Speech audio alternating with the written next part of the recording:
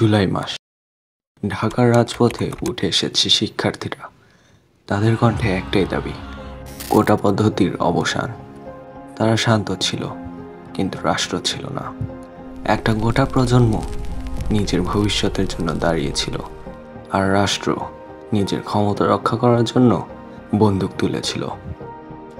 Internet বন্ধ, সংবাদপত্র চুপ, ক্যাম্পাসে রক্ত, বিশ্ববিদ্যালয়ের হলে হলে ঢুকে পড়েছে পুলিশ।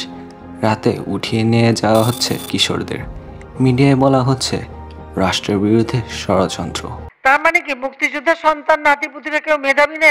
যত রাজাকারের বাচ্চারা নাতিপুতি হলো মেধাবী, তাই না? 5 আগস্ট, লাখো মানুষ ঘিরে ফেলে গণভবন। হঠাৎ করে ভেঙে পড়ে শক্তির দুর্গ। প্রধানমন্ত্রী শেখ হাসিনা গোপনে দেশ ছাড়েন। সেনাবাহিনী ঘোষণা করে একটি অন্তর্বর্তী সরকার গঠিত হয়েছে। বাংলাদেশের রাজনৈতিক মানচিত্রে শুরু হয় নতুন এক অধ্যায়।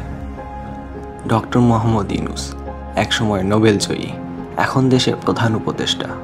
তার চারপাশে ছাত্র নেতা, সমাজকর্মী, নাগরিক প্রতিনিধি।